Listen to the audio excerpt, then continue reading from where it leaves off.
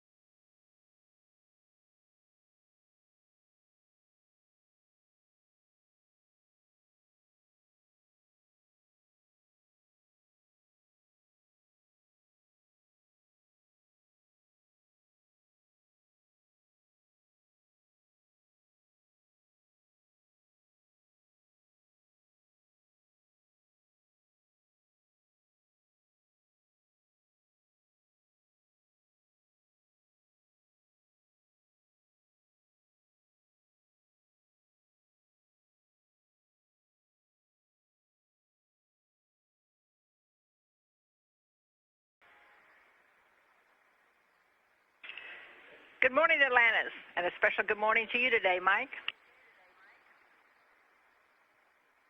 Hey, good morning, Houston. That was a great way to wake up.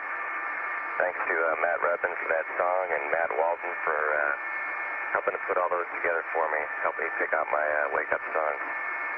And good morning to my family.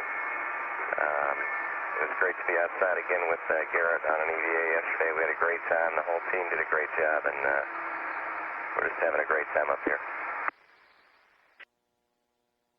This is Mission Control Houston. You're looking at a view inside the Space Shuttle Atlantis payload bay.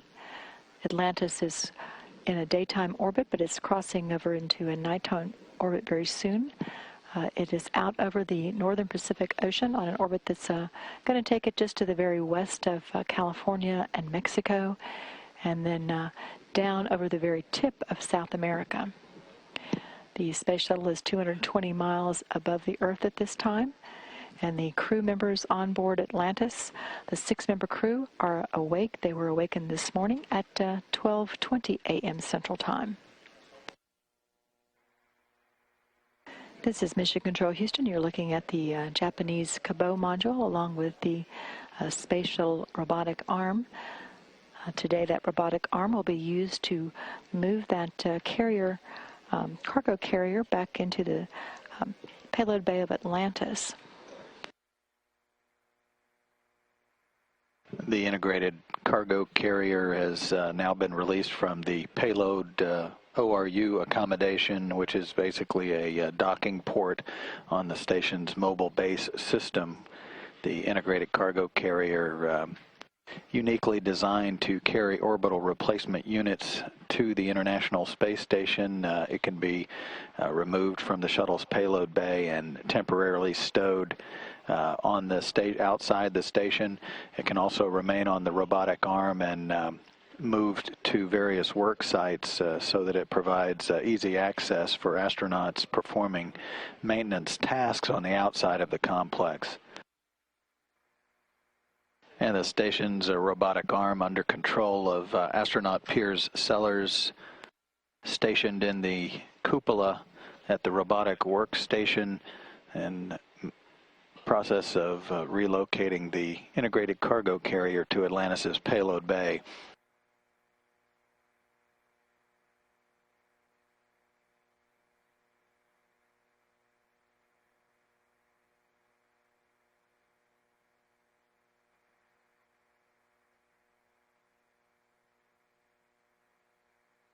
Station Houston, Space to Ground 2 for Tracy.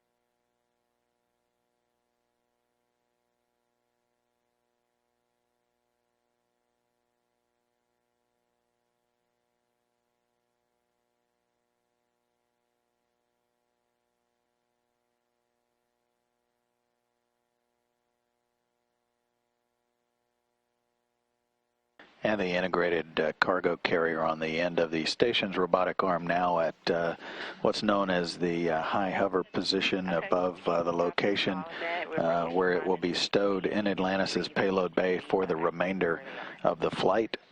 Atlantis is slated to undock from the International Space Station Sunday morning shortly after 10 a.m.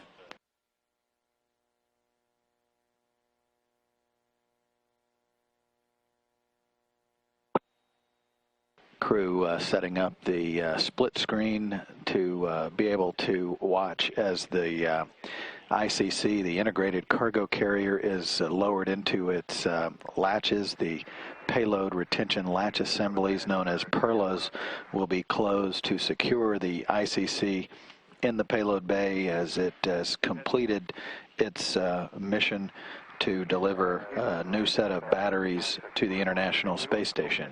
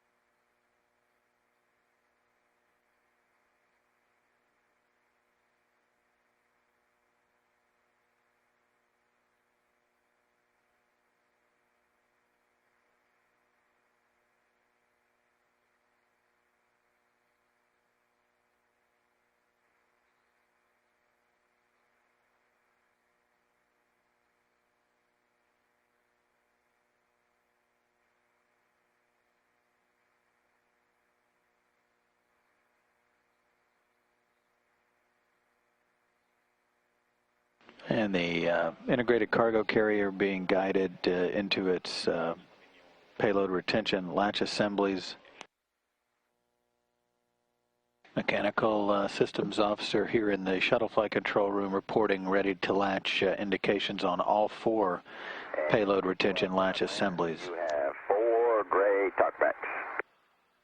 Atlantis cupola copies. Good news. And cupola will be ready to pick up in step 10 when you're ready. Okay, we are ready. You have a go for ICC, AKA, and aft latches. Okay, that's in work. Garrett Reisman and Tony Antonelli talking to one another. Tony Antonelli on the shuttle. He's the pilot of STS-132. Garrett Reisman over in the cupola of the International Space Station. You see in the far distance in this view looking straight up out of the payload bay as the go has been given to close the latches, the 4 latches around the trunnion pins of the integrated cargo carrier.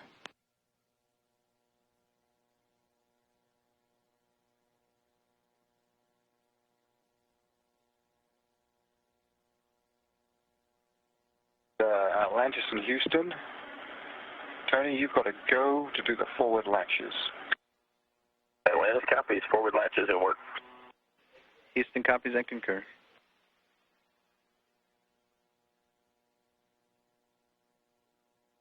And Houston from the airlock on space to ground 2. Go ahead, Hawk. Yeah, procedure 3.103.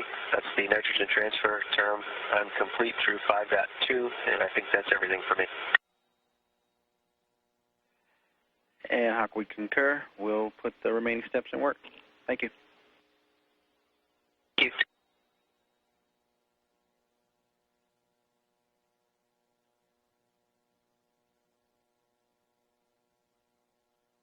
And cupola from Atlantis on the big loop. We're completely latched. You have a go for ICC release. Copy. And our next step is safing. And Houston copies. Arm is safed, and we're going to be looking at step 15. Copy, step 15.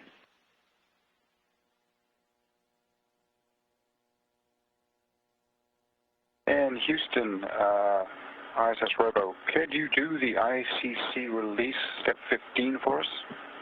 15.1. And Piers will put 15.1 in work.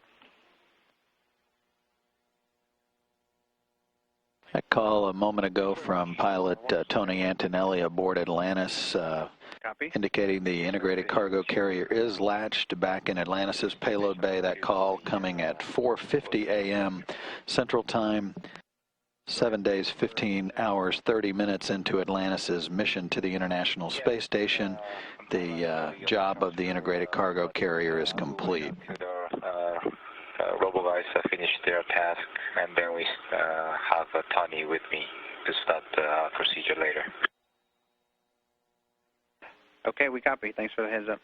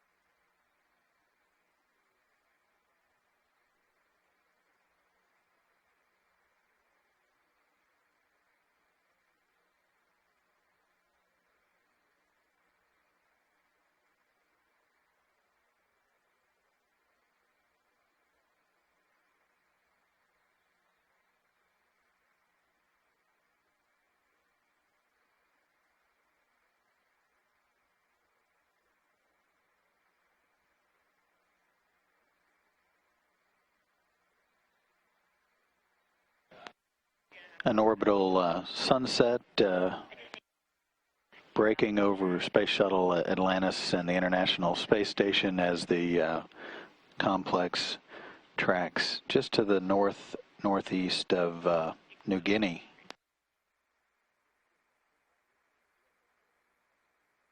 I've been practicing that one.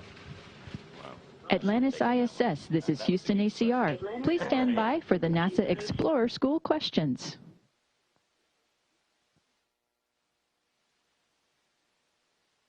My name is Evan, and I go to John B. Carey in Richmond, Virginia. I would like to know, why do you wear the orange suits?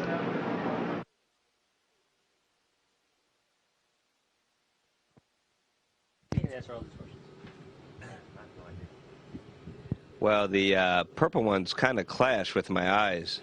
I think I look a lot better in orange. Actually, the orange color is for make us more visible in case people need to find us. And the reason we wear the suits is to protect us in the event that something happens that we're not expecting, going either uphill or downhill.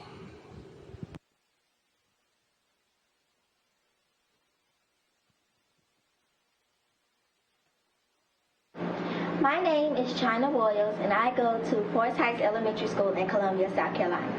I would like to know, what are differences in living in the space station from living in your home on Earth? Well, China, that's a good question. I can tell you, for starters, nothing stays where you put it. Everything floats, including yourself, your food, your clothes, everything that you're working on. So you have to strap everything down. You can't lay it down on the table, and you can't keep your eyes off of it unless it's Velcroed to the wall.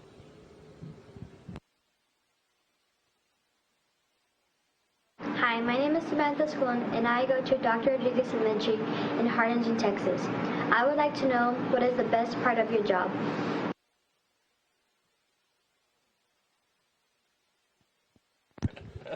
Hey, great question. There's a lot of really great parts about the job. Being up here floating turns out to be amazingly fun, and you can see a couple of my crewmates here upside down. And then the other great part is looking out the window. The views looking down at the Earth are just fantastic from up here.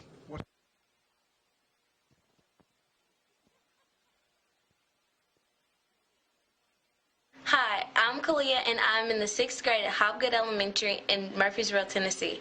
My question is, what do you do in your free time, and how much free time do you get?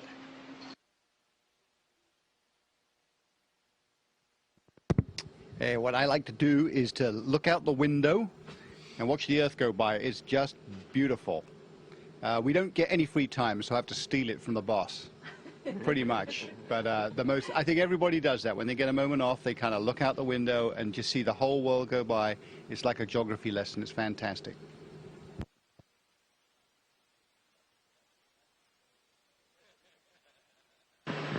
Hi, my name is Yvette. I am a 4th grader in Harlingen, Texas. I am bilingual, and I was wondering how many languages you need to speak to work on the International Space Station. I don't speak any. Yeah, I think we all agree that's a pretty good question. Well, the official main language on the space station, one that we all understand, is English. However, it's very essential that you learn Russian as well, since we tend to operate in the Soyuz, or we do operate in the Soyuz spacecraft solely in Russian. But we have a lot of talented, very bright people on board, and some of them know several languages, such as Japanese.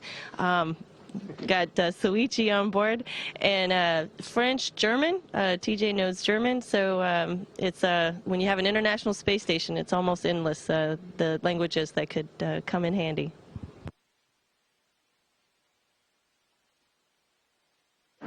My name is Paige, and I go to Lebanon Middle School in Lebanon, Kentucky.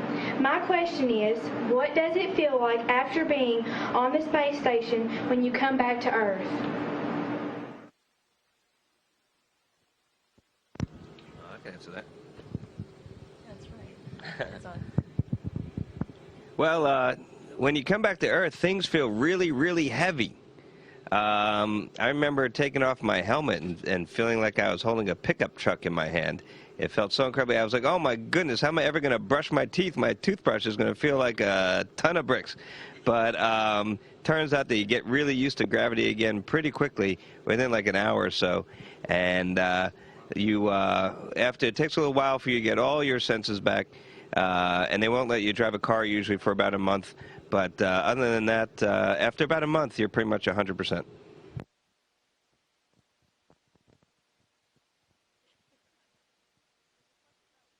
My name is Antonio, and I go to Elementary Learning Center in Cudahy, California. And my question is there wind in space? If so, what causes it?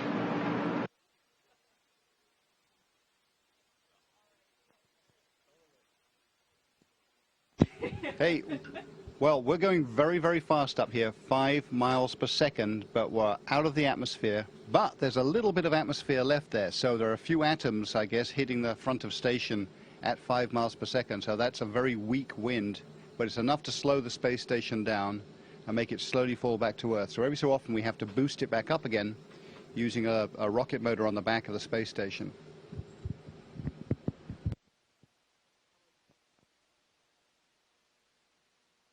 My name is Erin Smith, and I go to Orleans Elementary School in Orleans, Vermont. My question is, what is the temperature at the International Space Station?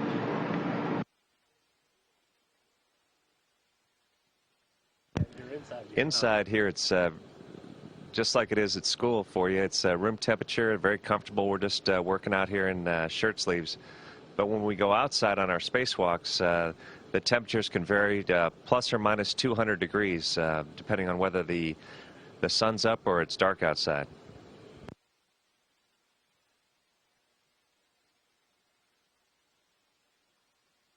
Hi, my name is Jackson. I am a 6th grader at Hopgood Elementary in Murfreesboro, Tennessee. My question is, what is one of the worst and best effects of being in a microgravity environment?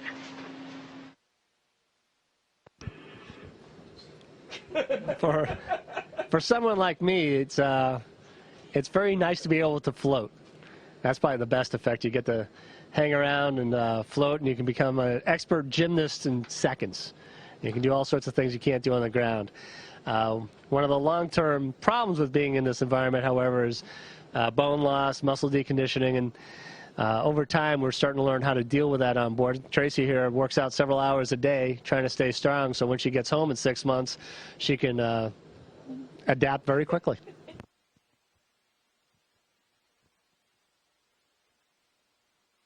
My name is Sammy, and I am a senior at Wendover High School. My question is, how do you feel about flying on the last space shuttle mission of Atlantis?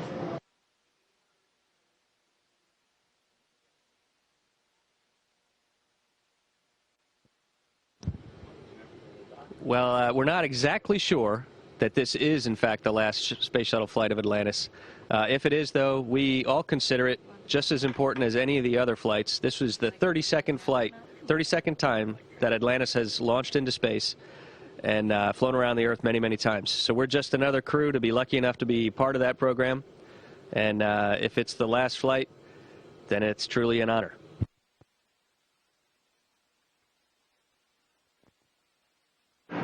My name is Charles, and I go to John B. Carey in Richmond, Virginia. My question is, did you like training to be an astronaut?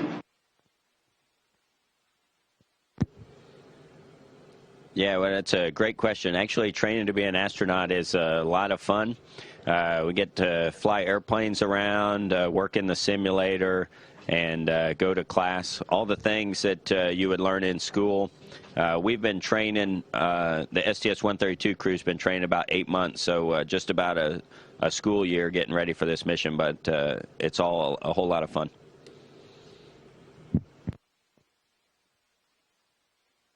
My name is Serena Anderson, and I go to Cumberland Middle School in Cumberland, Wisconsin. My question is, when you go up into space, like how much pressure is it and how does it feel?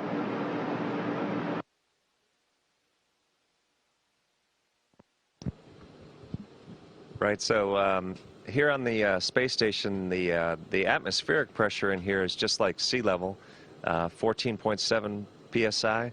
As far as like during launch, we feel a lot of forces, acceleration as we're going up in the space shuttle, up to 3 times our normal body weight.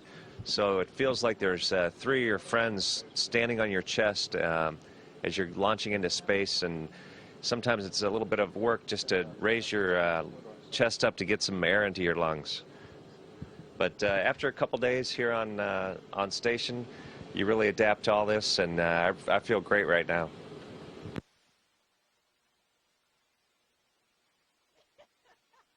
Hi, my name is Megan, and I'm from Warren G. Hardy Middle School in Des Moines, Iowa. And my question is how long does it take for water to evaporate in space? Now, this is a tricky question. How long does it take for water to evaporate in space? If you put some water out into space, if you're on the night side of the Earth, it'll just freeze solid in like a rock-hard iceberg immediately. If you're on the sun side, it'll flash and boil almost immediately, and you'll just get water vapor. And sometimes there's some places where the water doesn't know whether to freeze or boil, and it kind of does both at the same time. And it's very weird looking.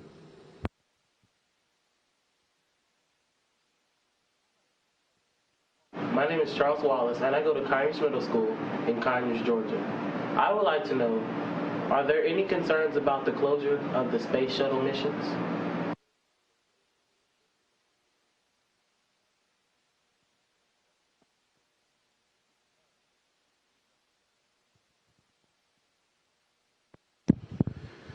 Well, the end of the space shuttle program is essentially inevitable, and that is because the space shuttle can't travel outside of low Earth orbit. And if we as humans want to explore deeper into the universe, it's starting with maybe the moon, moving on to asteroids and Mars, the space shuttle is not the machine that can do it. So we simply don't have enough money to continue to operate the space shuttle and develop a whole new spacecraft that can go beyond low Earth orbit. So it's a decision of national will. You know, if we want to explore the universe, we've got to stop flying the space shuttle. And it's a simple reality. Good question.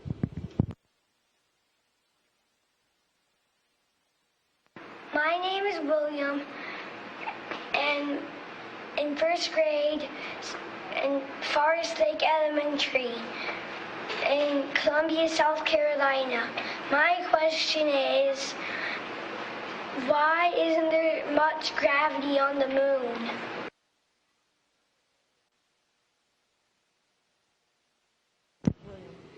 Hey, William. Thanks for asking that question.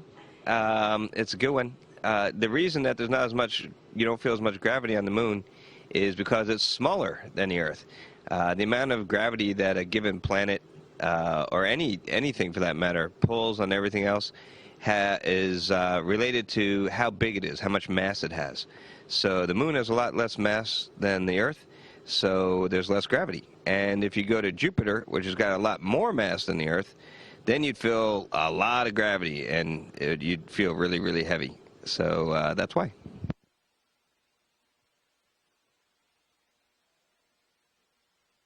Hi, my name is Michelle. I'm a junior at Wendover High. My question is, what is it like seeing the sunset or sunrise every 45 minutes? It's because of, well, I'm starting to answer the question. No, because you get to go around the Earth every 90 minutes or so, you naturally see a sunset and a sunrise every 90 minutes. And it's really amazing because you get to watch, you know, the Earth below you both at night and during the day in just an hour and a half, which is really, really exciting. The problem becomes when you're trying to go to sleep, for some people, because you actually have to shut the windows and seal yourself off inside and turn out the lights, because otherwise you'd have the light coming through the windows every 45 minutes, and that might keep some people awake. But oh, outside. Oh, going outside is EVA. That's a lot more fun because you're not constrained by the windows, and you have the opportunity to look down and see the Earth pass below your feet in darkness and in light, and it's amazing what you can see at night. Not on this mission, on a previous mission I saw a meteorite pass below me into the atmosphere and glow, and that was pretty amazing. Lightning storms, the aurora we saw the other day, all sorts of amazing things you get to see outside at night that you don't necessarily think of. You just think of the darkness. Let me just add something to that real quick. The other interesting thing about sunrises and sunsets up here, though, is that they happen really fast. So it's not like at home when you're sitting on the beach and just enjoying the sunset, go down into the ocean very slowly. Here it just happens so fast because we're traveling around the world so fast. So you're out there and you're looking at the sun, and it's bright, bright, bright, bright, dark. It just it happens that quick.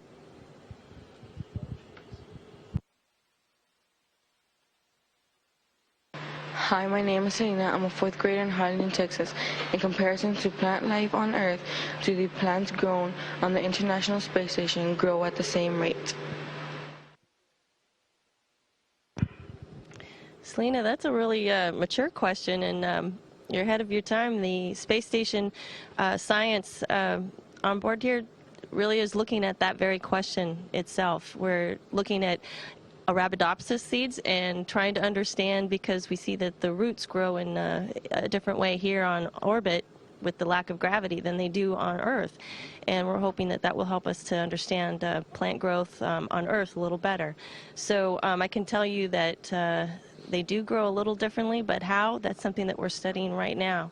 And it's kind of interesting to see plants growing up here in the space station. Good question.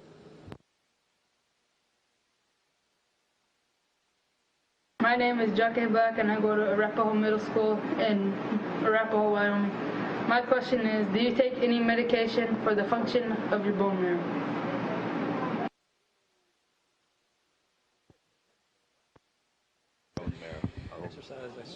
Actually, I'd have to say no. We don't take any medications that I know of, but we are trying to understand better how to preserve bone mass up here on orbit for long duration. And so one of the ways that we counteract the effect of gravity or the lack of gravity here on orbit is to do exercise. We find that the more exercise we do before we launch into space, as well as while we're on orbit, helps to maintain our bone mass, which is extremely important.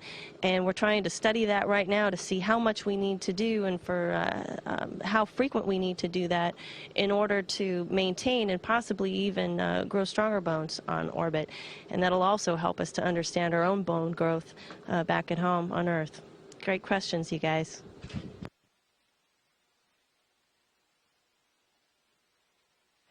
Atlantis ISS, this is Houston ACR.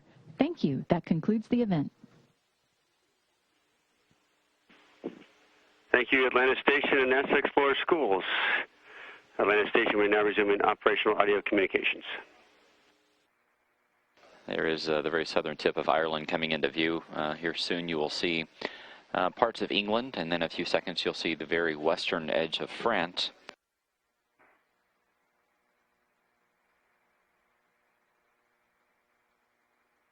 The station's cameras had been pointed toward the north since this particular part of the orbit was taking the station and the shuttle fairly close within the vicinity of where that Icelandic volcano ash cloud has been impacting the atmosphere. Of course, it's a very cloudy day right now over the Atlantic, so it's a bit hard to tell what are clouds and what is ash. But while the station and the shuttle continue to orbit, the crews on board enjoying some off-duty time. They've fairly much wrapped up their activities for today.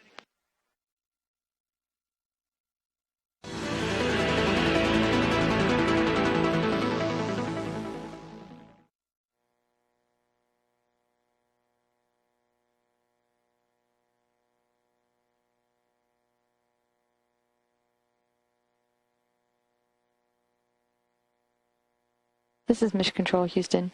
This is a look at the current position of the International Space Station and Space Shuttle Atlantis docked in their final hours. The two vehicles are just making their way off the northwest coast of the United States. They're traveling over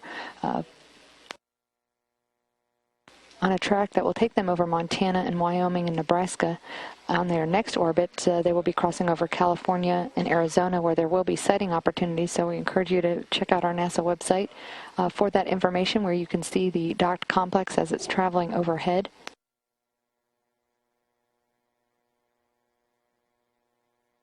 That will be a relatively good sighting opportunity for some of those areas.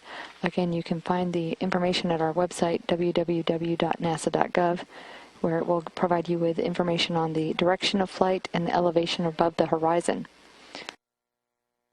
On board, the crew members are in their crew sleep period. We're about a little more than 5 hours from their expected wake-up at 11:50 p.m. Central Time. Then they'll have some personal and hygiene time before the joint crews turn their focus to the undocking of the two spacecraft. They'll have some early tool checkout activity to support that undocking, and then all of the crew members will gather on the International Space Station for a news conference with members of the media, both in the United States as well as Japan. They'll have the farewell and hatch closure at 7:10 a.m. Central Time. They'll need a little time for leak checks and some camera installations, but the undocking is expected to occur at 10:22 a.m., and then Atlantis will perform a fly around of the orbiting complex before distancing itself. All that coming up on the next day's activities. We're now switching to a live view from the International Space Station looking down. Again, this is a view from an altitude of 221 statute miles looking down at the United States as the vehicle is just crossing over the northern border of Wyoming. It'll continue on a southeasterly track, taking it over Nebraska, Kansas, Missouri, Alabama, Georgia, and Florida, tracking almost down the entire state of Florida before crossing over Cuba and then South America. We'll stay with this view as it's available. Here in the flight control team, the team is continuing to monitor systems and review the procedures for tomorrow's activities, but everything going smoothly in both the Space Shuttle and Space Station flight control rooms. This is Mission Control Houston.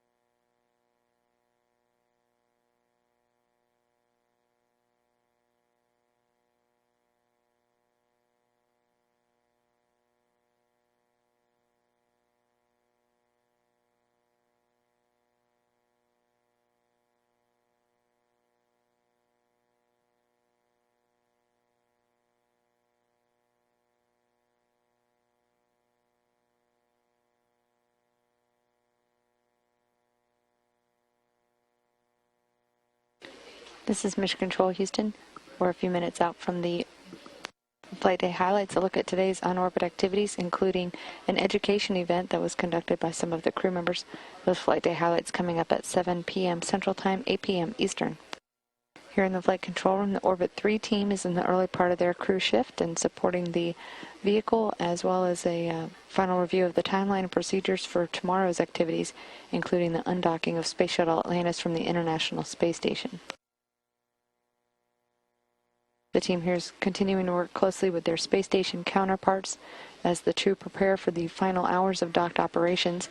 Their docked phase included 3 successful spacewalks and the installation of a new module onto the Russian segment, that module known as NRM-1 or Rassvet. Tomorrow's activities will kick off with the undocking at 12:22 a.m. and Atlantis will take the opportunity to perform a fly around of the complex. All of that, of course, here on NASA television. Coming up next, the Flight Day 9 highlights, coming up in about 3 minutes. This is Mission Control Houston.